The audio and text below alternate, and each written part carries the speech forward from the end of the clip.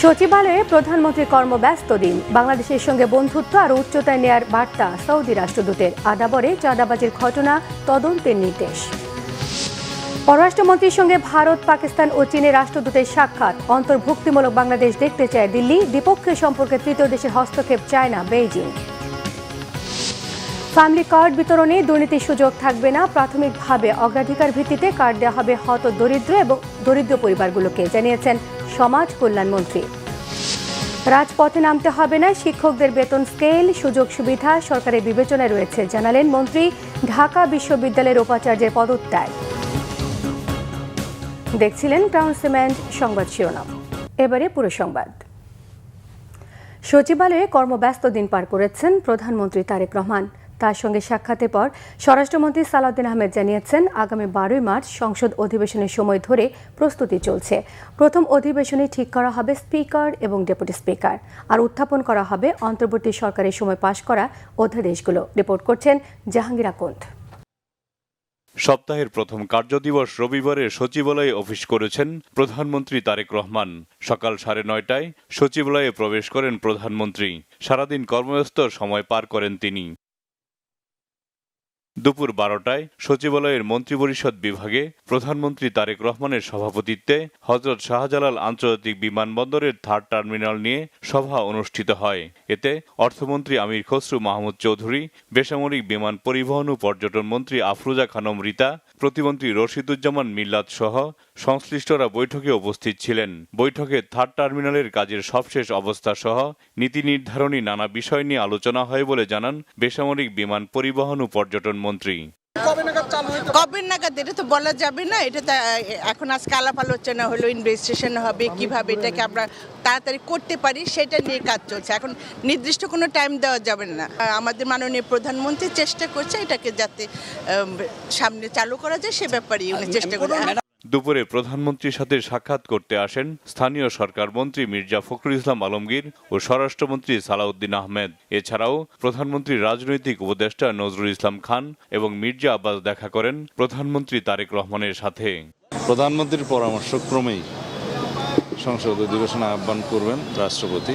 সেটা নির্ধারণ হয়েছে 12 তারিখে মার্চের সংসদ অধিবেশন আহ্বান করা হবে এবং সেই অধিবেশনে কি কি কর্মসূচি থাকবে, কার্যসূচি, অর্ডার অফ দি ডে, সে বিষয়ে আলোচনা হয়েছে।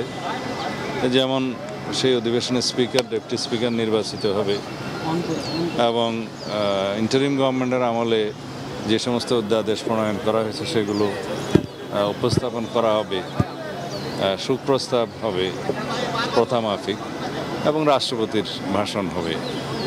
আর অন্যান্য যে সমস্ত বিষয় থাকবে সেগুলো পার্লামেন্টের রেগুলার যেগুলো জব সেগুলো। এদিকে প্রধানমন্ত্রী তারেক রহমানের সভাপতিত্বে সুস্বাস্থ্যের বাংলাদেশ গঠন বিষয়ে সভা অনুষ্ঠিত হয়েছে। সভায় স্বাস্থ্য ও পরিবার কল্যাণ মন্ত্রী সর্দার সাখাওয়াত হোসেন বকুল, প্রধানমন্ত্রীর উপদেষ্টা মাহদি আমিন সহ সংশ্লিষ্টরা উপস্থিত ছিলেন। জাহাঙ্গীর আকন্দ, বাংলা ভিশন, ঢাকা। এদিকে প্রধানমন্ত্রী তারেক রহমানের সঙ্গে সৌজন্য সাক্ষাৎ করেছেন বাংলাদেশে নিযুক্ত সৌদি আরবের রাষ্ট্রদূত ডক্টর আবদুল্লাহ জাফর এইচ বিন আবিয়া।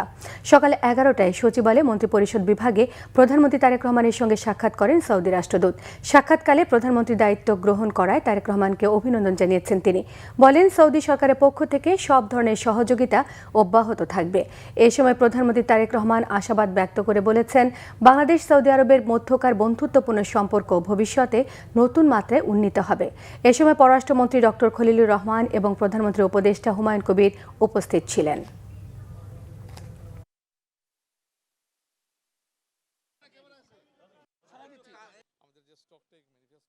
ওনাকে প্রাইম মিনিস্টার হিসাবে সৌদির বাদশার বিহাফে এবং ক্রাউন প্রিন্সের বিহাফে আসছিলেন। তো সৌদির সাথে আমাদের সম্পর্ক, দ্বিপাক্ষিক সম্পর্ক কিভাবে উন্নতি করা যায় এগুলো নিয়ে আলাপ আলোচনা হয়েছে। নতুন পররাষ্ট্রমন্ত্রী ডক্টর খলিলুর রহমান এবং পররাষ্ট্র প্রতিমন্ত্রী শামা ওবায়দের সঙ্গে আজ মন্ত্রণালয়ে সৌজন্য সাক্ষাৎ করেছেন ভারত ও পাকিস্তানের হাইকমিশনার এবং চীনের রাষ্ট্রদূত। সাক্ষাৎ শেষে ঢাকা নিযুক্ত চীনের রাষ্ট্রদূত ইয়াও ওয়েন জানিয়েছেন, বাংলাদেশের সঙ্গে দ্বিপক্ষীয় সম্পর্কে তৃতীয় কোনো দেশের হস্তক্ষেপ চায় না তার দেশ। তিনি আশা ব্যক্ত করেন, প্রধানমন্ত্রীর প্রথম বিদেশ সফর হবে চীন।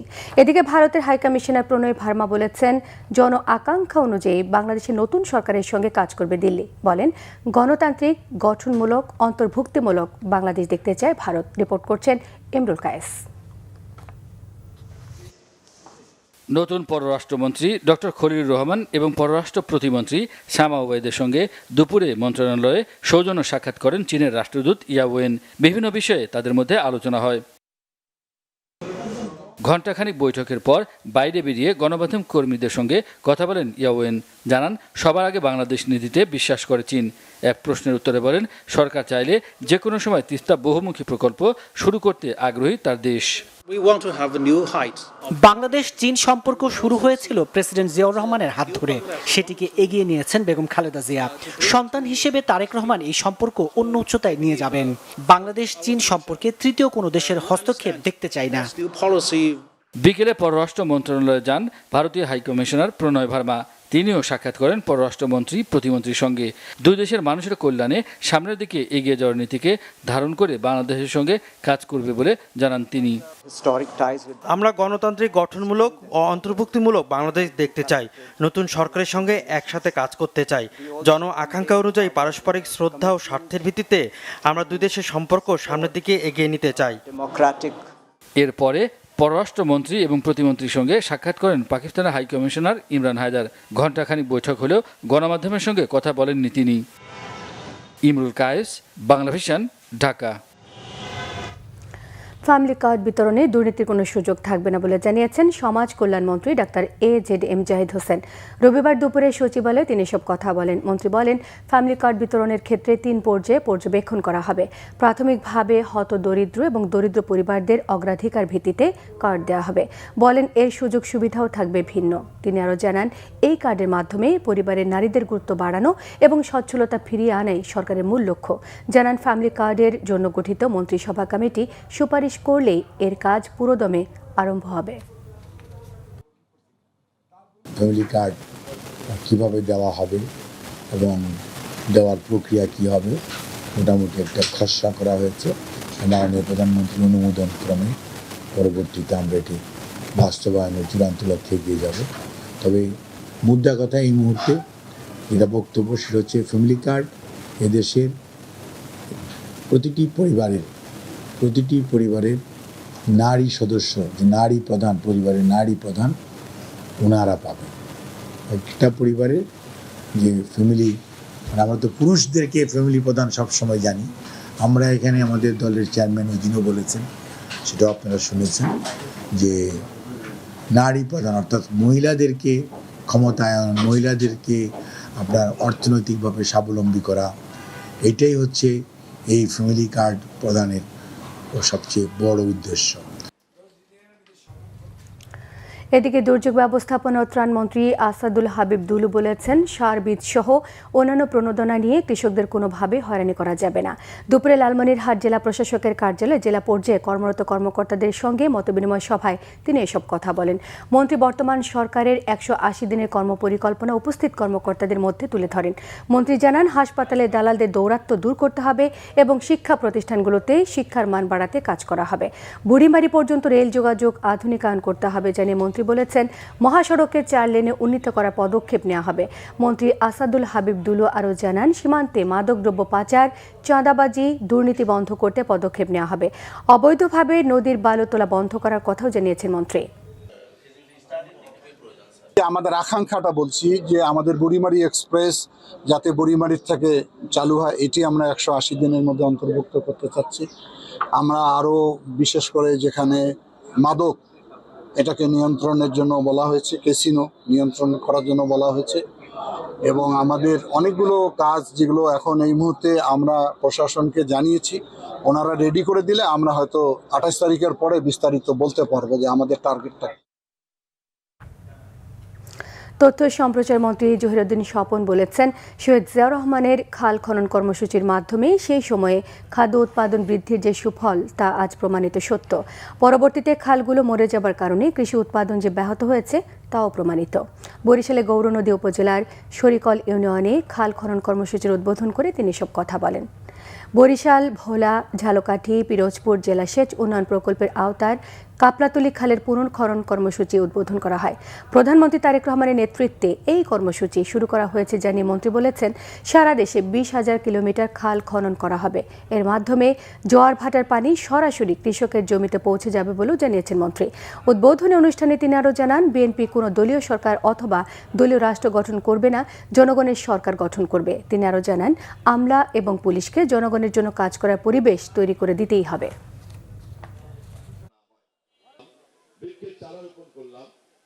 পরবর্তীকালে খালগুলি মরে যাওয়ার কারণে কৃষি উৎপাদন যে ব্যাহত হয়েছে সে তথ্যও কিন্তু প্রমাণিত সত্য।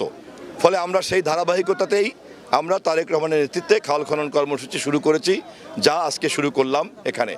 যদিও এটা আমার নিজের এলাকায়, কিন্তু মন্ত্রী হিসাবে আমি এই কাজের প্রচারের দায়িত্ব সারা বাংলাদেশের। শিক্ষামন্ত্রী ডক্টর আ.ন.ম এহসানুল হক মিলন জানিয়েছেন, শিক্ষকদের বেতন স্কেল, সুযোগ সুবিধা সরকারের বিবেচনায় রয়েছে। শিক্ষকদের দাবি দাওয়া নিয়ে রাজপথে আসতে হবে না। সচিবালয়ে শিক্ষক কর্মচারী ঐক্য জোটের সঙ্গে বৈঠকে বসেন শিক্ষামন্ত্রী ডক্টর আ.ন.ম এহসানুল হক মিলন। এ সময় শিক্ষামন্ত্রী বলেন, শিক্ষা খাত অনুকরণীয় হতেই হবে। শিক্ষক হিসেবে সঠিক উত্তর দিতে হবে। রাজপথের নেতা আর শিক্ষক নেতা এক হলে চলবে না। সব সরকারের কাছে চাইলে হবে না, শিক্ষকরা কি করবেন সেটিও ভাবতে হবে। শিক্ষামন্ত্রী আরও বলেন, বেতন স্কেল, সুবিধা সরকারের বিবেচনায় রয়েছে। শিক্ষকদের দাবি দেওয়া নিয়ে রাজপথে আসতে হবে না। এসব বিষয়ে প্রধানমন্ত্রীর গুরুত্ব রয়েছে। মন্ত্রী বলেন, তিনি দুর্নীতি করেন না এবং কাউকে করতেও দেবেন না।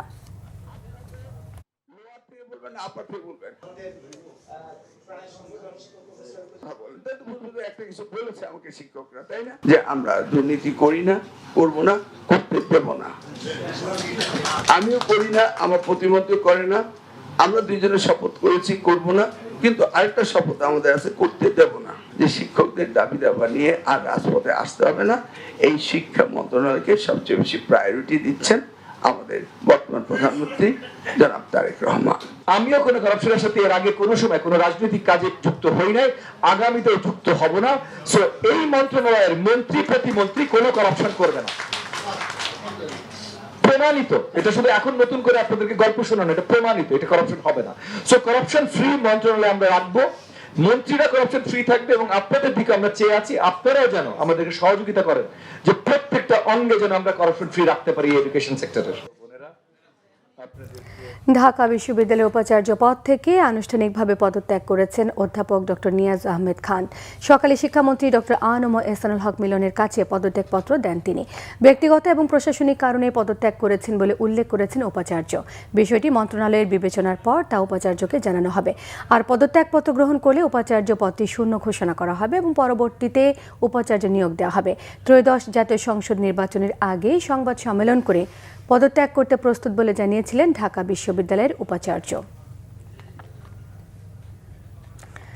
আন্তর্জাতিক প্রসঙ্গ, বিশ্বব্যাপী নতুন করে 10% আমদানি শুল্ক আরোপের একদিন পরেই শুল্কের পরিমাণ বাড়িয়ে 15% করার ঘোষণা দিয়েছেন মার্কিন প্রেসিডেন্ট ডোনাল্ড ট্রাম্প। স্থানীয় সময় শনিবার সামাজিক যোগাযোগ মাধ্যম ট্রুথ সোশ্যালের এক পোস্টে ঘোষণা দিয়েছেন ট্রাম্প। পোস্টে ট্রাম্প লিখেন, সারা বিশ্বের বিভিন্ন দেশের ওপর যে 10% শুল্ক ছিল সেটিকে বাড়িয়ে 15% করা হচ্ছে। এই 15% শুল্ক আইনগতভাবে অনুমোদিত এবং পরীক্ষিত সীমার মধ্যেই আছে বলেও দাবি করেছেন তিনি। বেশ কয়েকটি দেশ অনেক বছর ধরে যুক্তরাষ্ট্রের সঙ্গে বাণিজ্যে অন্যায্য সুবিধা নিয়ে যাচ্ছে এবং তার কোনো জবাবদিহি হয়নি বলেও পোস্টে অভিযোগ করেছেন ডোনাল্ড ট্রাম্প। এর আগে গেল বছর বিশ্বের বিভিন্ন দেশের ওপর 10 থেকে 50% আমদানি শুল্ক আরোপ করেছিলেন ডোনাল্ড ট্রাম্প, যা অবৈধ বলে ঘোষণা দিয়েছে দেশটির সুপ্রিম কোর্ট। আদালতের রায়ের পর নির্বাহী আদেশের দেওয়ার ক্ষমতা বলে নতুন করে বিশ্বজুড়ে 10% শুল্ক আরোপ করেন মার্কিন প্রেসিডেন্ট। এবার নতুন শুল্ক ঘোষণার একদিন পরেই শুল্কের হার 5% বাড়ানোর ঘোষণা দিয়েছেন ডোনাল্ড ট্রাম্প।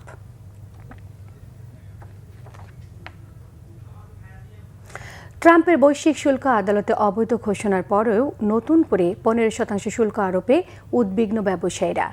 নির্বাচনের 3 দিন আগে যুক্তরাষ্ট্রের সঙ্গে করা দেশের স্বার্থ পরিপন্থী বাণিজ্য চুক্তিও দুশ্চিন্তায় ফেলেছে তাদের। অর্থনীতি বিশ্লেষকরা বলছেন, শেষ সময়ে অন্তর্বর্তী সরকার মাত্র 1% লাভের জন্য যে চুক্তি করেছে তাতে যুক্তরাষ্ট্রের লাভই বেশি। মার্কিন আদালতের রায়কে ভিত্তি ধরে নির্বাচিত সরকার এই চুক্তি পর্যালোচনার উদ্যোগ নেবে এমন পরামর্শ দিয়েছেন তারা। আরও জানাচ্ছেন জিয়াউল হক সবুজ। ট্রাম্পের পাল্টা শুল্ক নিয়ে বিতর্ক থামছেই না। দেশটির আদালত পাল্টা শুল্ক অবৈধ ঘোষণার পরপরই নতুন করে 15% শুল্ক আরোপ করেছেন ট্রাম্প। এ নিয়ে ধোঁয়াশায় দেশের রপ্তানি খাত। Today I will sign an order to impose a 10% global tariff. সবচেয়ে বেশি ভাবিয়ে তুলেছে যুক্তরাষ্ট্র ও বাংলাদেশের মধ্যকার সাম্প্রতিক বাণিজ্য চুক্তি। 1638টি বাংলাদেশি পণ্যে শুল্ক ছাড়ের আশায় যুক্তরাষ্ট্রকে দেয়া প্রায় 7000 পণ্যে বিনা শুল্কে ব্যবসার সুযোগ দেওয়ার চুক্তি দেশের স্বার্থবিরোধী বলছেন ব্যবসায়ীরা। অলরেডি আমরা গ্লোবাল বেশ কিছু সাইটে কি জিনিস এই অ্যাগ্রিমেন্টে আছে যে এটা আমাদেরকে যথেষ্ট ভাবিয়ে তুলেছে।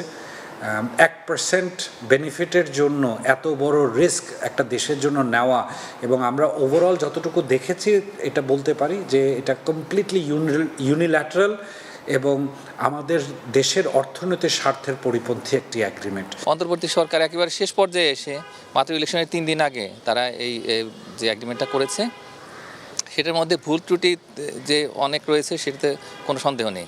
আর এটি ছাড়াও আসলে সবসময় ট্রেড এগ্রিমেন্টের অবজেক্টিভ থাকে যে দুটো দেশই যাতে সমানভাবে লাভবান হয়, কিন্তু এখানে দেখা যাচ্ছে যে মার্কিন যুক্তরাষ্ট্রের লাভ অনেক বেশি।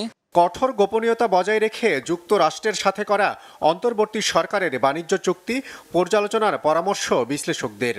অনেক সুযোগ আছে বাংলাদেশের যে এই বিষয় নিয়ে পর্যালোচনা করার, তো সেটাই তুলতে হবে। আগে যে অন্তর্বর্তী সরকার করে গেছে কি যায়নি তার চাইতে বড় বিষয় হচ্ছে যে এই মার্কিন যুক্তরাষ্ট্রের যে সর্বোচ্চ আদালত তাদের সুপ্রিম কোর্ট যে নতুন যে আদেশটা দিল সেই আদেশটাই হবে আমাদের নতুন করে আলাপ আলোচনার ভিত্তি।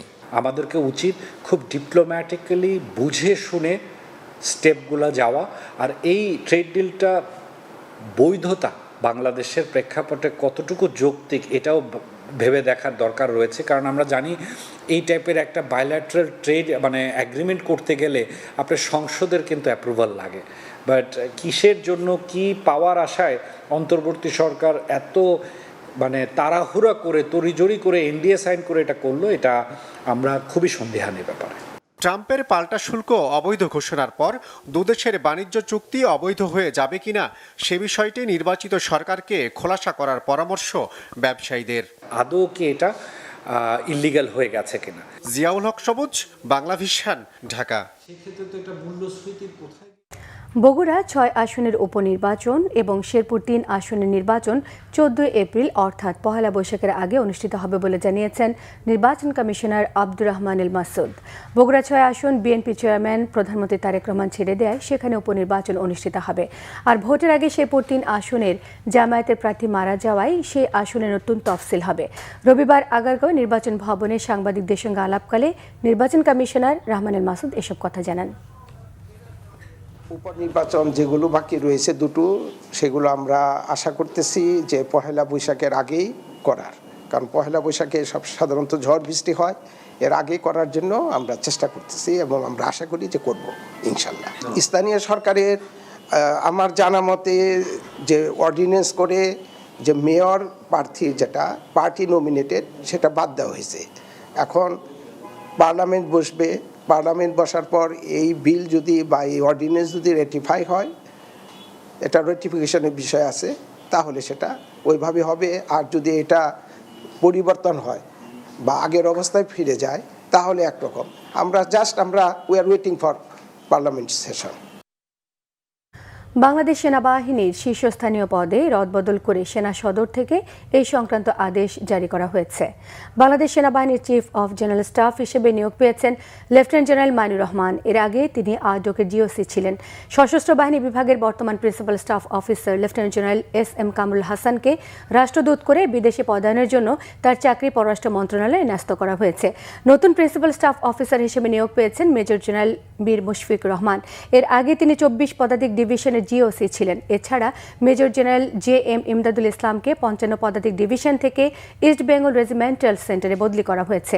আর ইস্ট বেঙ্গল রেজিমেন্টাল সেন্টারের কমান্ড্যান্ট মেজর জেনারেল ফেরদৌস হাসানকে 24 পদাতিক ডিভিশনের জিওসি করা হয়েছে। দিল্লিতে বাংলাদেশ হাই কমিশনে কর্মরত ব্রিগেডিয়ার জেনারেল মোহাম্মদ হাফিজুর রহমানকে মেজর জেনারেল হিসেবে পদোন্নতি দিয়ে 55 পদাতিক ডিভিশনের জিওসি করা হয়েছে। ব্রাহ্মণবাড়িয়া নবীনগরে মেঘনা নদী থেকে অবৈধভাবে বালু তোলাতে বাধা দেয়ায় বালু ব্যবসায়ীদের হামলায় স্থানীয় 4 জন গুলিবিদ্ধ সহ মোট 10 জন আহত হয়েছে। সকালে উপজেলার পশ্চিম ইউনিয়নের চরলাপাং গ্রামে এ ঘটনা ঘটে। গুলিবিদ্ধ হয়েছেন ওই গ্রামের আলিম মিয়া, নুরু মিয়া, সফর মিয়া, নুরুল মিয়া। পুলিশ এবং স্থানীয়রা জানায় নবীনগরের মেঘনা নদীতে সামিউল ট্রেডার্স ইজারা নিয়ে বালু উত্তোলন করছিল, কিন্তু বালু উত্তোলনকারীরা অবৈধভাবে নির্দিষ্ট সীমা ছেড়ে চরলাপাং গ্রামে গিয়ে বালু তুলতে থাকে। এতে ওই গ্রামের কৃষি জমি সহ আশপাশের এলাকা ভাঙনের ঝুঁকিতে পড়ে যায়। রবিবার সকালে আবার ওই গ্রামে বালু তোলার সময় গ্রামবাসীরা বাধা দিলে উভয় পক্ষের মধ্যে উত্তেজনা দেখা দেয়। এ সময় পার্শ্ববর্তী রায়পুরার মির্জাচর এলাকা থেকে বালু সন্ত্রাসীরা এলোপাথারি গুলি ছুড়লে 4 জন গুলিবিদ্ধ সহ মোট 10 জন আহত হয়। স্থানীয়রা তাদের উদ্ধার করে প্রথমে উপজেলা স্বাস্থ্য কমপ্লেক্সে, পরে উন্নত চিকিৎসার জন্য ঢাকা আনার ব্যবস্থা করে। পুলিশ ঘটনাস্থলে পৌঁছে পরিদর্শন করেছে। এ বিষয়ে আইনগত ব্যবস্থা নেওয়া হচ্ছে। চট্টগ্রাম সিটি কর্পোরেশনের মেয়রের মেয়াদ শেষ হওয়া প্রসঙ্গে বর্তমান city mayor doctor Shahadat Hossain বলেছেন, স্বৈরাচার সরকারের মেয়রের মেয়াদ 2029 সালের নভেম্বর পর্যন্ত বহাল রয়েছে এবং আদালতের রায়ের ভিত্তিতেই তিনি মেয়রের দায়িত্ব পালন করছেন। চট্টগ্রাম মহানগরী ক্রীড়া এবং সামাজিক অবকাঠামো উন্নয়নের অংশ হিসেবে রবিবার হালিশহর এইচ ব্লক মাঠের উদ্বোধন শেষে সাংবাদিকদের প্রশ্নের জবাবে এসব কথা বলেছেন চট্টগ্রামের সিটি মেয়র।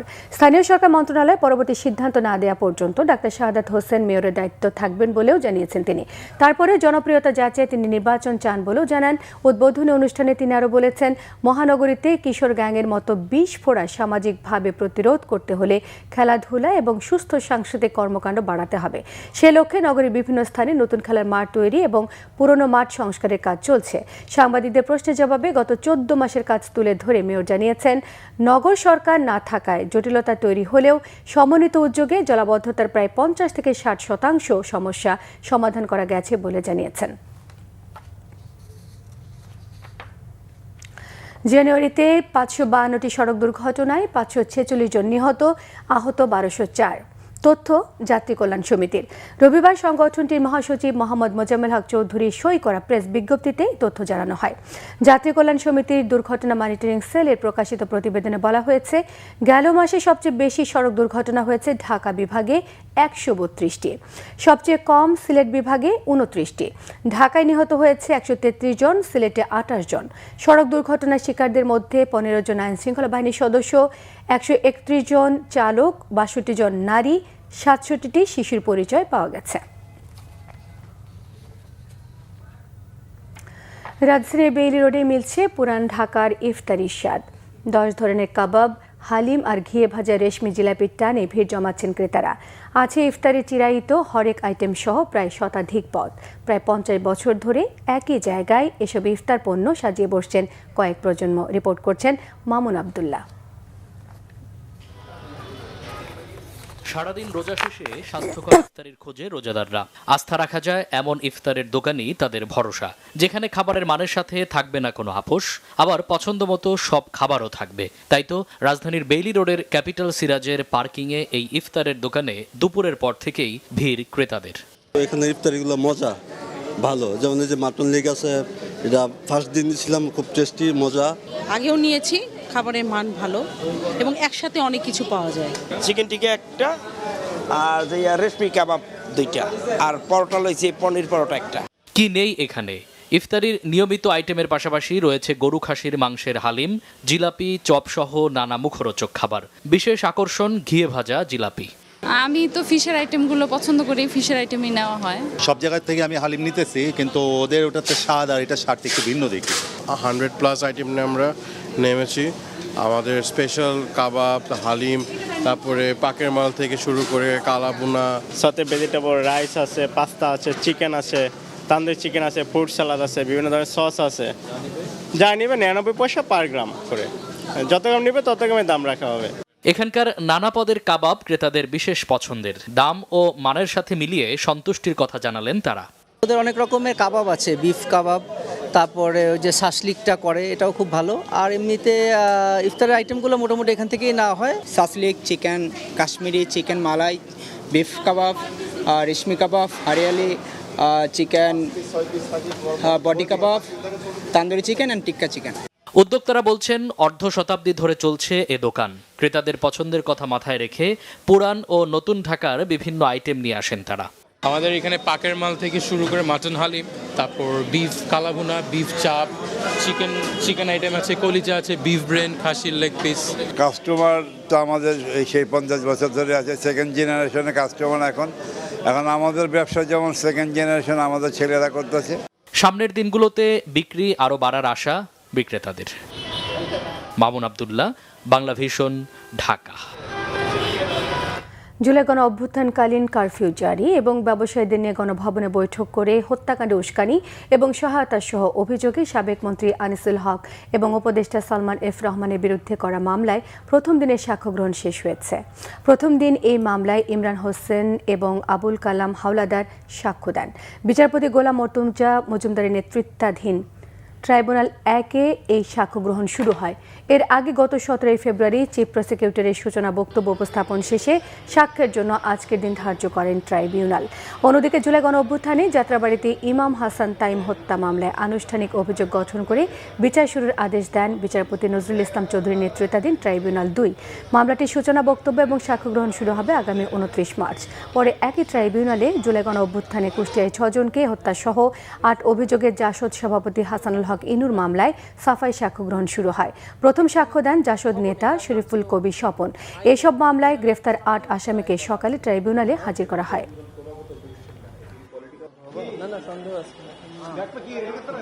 মোহাম্মদ ইমরান হোসেন তিনি 19 জুলাই গণঅভ্যুত্থান চলাকালে মিরপুর 10 নম্বরে আওয়ামী লীগের এবং পুলিশের গুলিতে তার ডান পা হারিয়েছেন। প্রায় 40 দিন উনি চিকিৎসাধীন ছিলেন, তারপরে তার পা কেটে ফেলতে হয়েছে।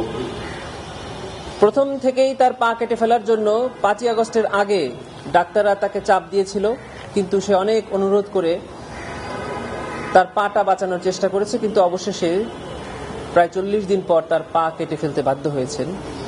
তিনি বর্ণনা করেছেন যে কি বিভীষিকাময় পরিস্থিতি হয়েছিল 19 জুলাই মিরপুর 10 নম্বরে। খেলাধুলায় সাফল্য অর্জনকারী ক্রীড়াবিদদের বেতনের আওতায় আনা হবে। খেলাকে পেশা হিসেবে প্রতিষ্ঠায় এই সিদ্ধান্তের কথা জানিয়েছেন ক্রীড়া প্রতিমন্ত্রী আমিনুল হক। জাতীয় শিক্ষাক্রমে 5টি খেলাকে অন্তর্ভুক্ত করার ঘোষণা দিয়েছেন তিনি। তৃণমূল থেকে জাতীয় পর্যায়ে খেলার সমস্যা এবং সমাধানের বিষয়ে জাতীয় ক্রীড়া পরিষদে ক্রীড়া সাংবাদিকদের সঙ্গে মতবিনিময় সভা করেন প্রতিমন্ত্রী। রিপোর্ট করছেন মানিক মাহমুদ। বাংলাদেশের ক্রীড়া জগতের নতুন অভিভাবক আমিনুল হক প্রতিমন্ত্রীর চেয়ারে বসে দেশের খেলাধুলাকে ঢেলে সাজাতে চান। সাফ জয়ী কৃতি গোলরক্ষক শুরু করতে চান শেকড় থেকে। দেশের ক্রীড়া সাংবাদিকদের সাথে উন্মুক্ত আলোচনায় উপজেলা ও জেলা পর্যায়ের বিভিন্ন প্রতিবন্ধকতা ও সমাধানের মতামতকে গুরুত্ব দেন আমিনুল। খেলাধুলাগুলো যে অনুষ্ঠিত হচ্ছে, সাংবাদিকদের মতে গ্রামীণ জনপদ থেকে জাতীয় পর্যায়ে সবচেয়ে বড় বাধা আমলাতান্ত্রিক জটিলতা।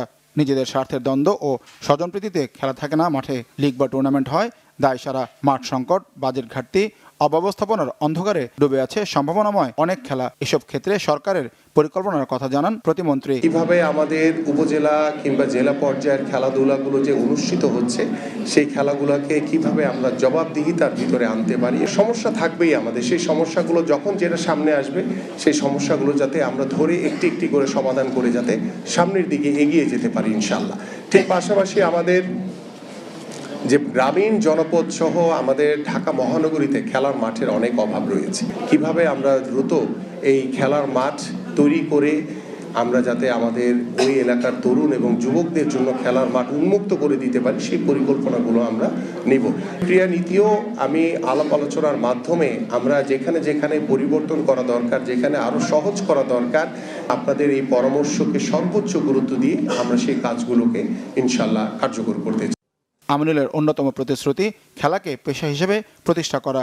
মাঠগুলো সবার জন্য উন্মুক্ত রাখার ঘোষণা দেন ক্রীড়া প্রতিমন্ত্রী। জানান স্কুল পর্যায়ে ফুটবল, ক্রিকেট সহ অন্তত 5টি খেলাকে অন্তর্ভুক্ত করার পরিকল্পনার কথাও। আমাদের মাননীয় প্রধানমন্ত্রী তিনি সিদ্ধান্ত নিয়েছেন যে আমাদের খেলাধুলাকে আমরা পেশা হিসেবে প্রতিষ্ঠিত করতে চাই, এবং সেটারও বিষয় নিয়ে আমরা বিশদভাবে আলোচনা করছি যে কোন ক্রাইটেরিয়ায় কিভাবে আমরা সেটাকে প্রত্যেকটি খেলোয়াড়দেরকে একটি বেতন কাঠামোর ভিতরে নিয়ে এসে আমরা সেটাকে নিশ্চিত করতে চাই।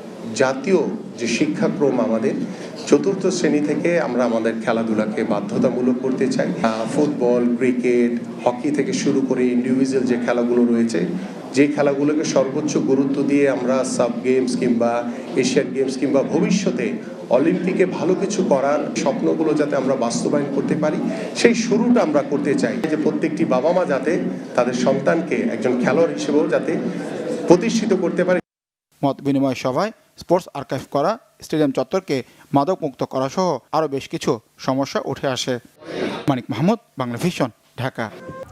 সংবাদ শেষ করব ক্রাউন সিমেন্ট শিরোনামগুলো আরও একবার জানিয়ে দিয়ে। সচিবালয়ে প্রধানমন্ত্রী কর্মব্যস্ত দিন। বাংলাদেশের সঙ্গে বন্ধুত্ব আরও উচ্চতা নেওয়ার বার্তা সৌদি রাষ্ট্রদূতের। আদাবরে চাঁদাবাজির ঘটনা তদন্তের নির্দেশ। পররাষ্ট্রমন্ত্রীর সঙ্গে ভারত, পাকিস্তান এবং চীনের রাষ্ট্রদূতের সাক্ষাৎ। অন্তর্ভুক্তিমূলক বাংলাদেশ দেখতে চায় দিল্লি। দ্বিপক্ষীয় সম্পর্কে তৃতীয় দেশের হস্তক্ষেপ চায় না বেইজিং। ফ্যামিলি কার্ড বিতরণের দুর্নীতির সুযোগ থাকবে না। প্রাথমিকভাবে অগ্রাধিকার ভিত্তিতে কার্ড দেওয়া হবে হত দরিদ্র এবং দরিদ্র পরিবারগুলোকে, জানিয়েছেন সমাজ কল্যাণ মন্ত্রী।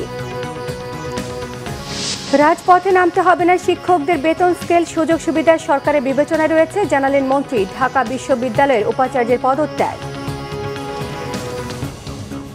এই ছিল এখনকার মতো। পরের সংবাদ রাত 10:30টায়। 9টায় রয়েছে নিউজ 20 দেখার আমন্ত্রণ রইল। এছাড়া বাংলাদেশের সংবাদ ও সংবাদ সংশ্লিষ্ট অনুষ্ঠান দেখতে ভিজিট করুন www.bbnews24.com, facebook.com/bangladeshinews সাবস্ক্রাইব করুন, youtube.com/bangladeshinews। সঙ্গে থাকে সবাইকে ধন্যবাদ।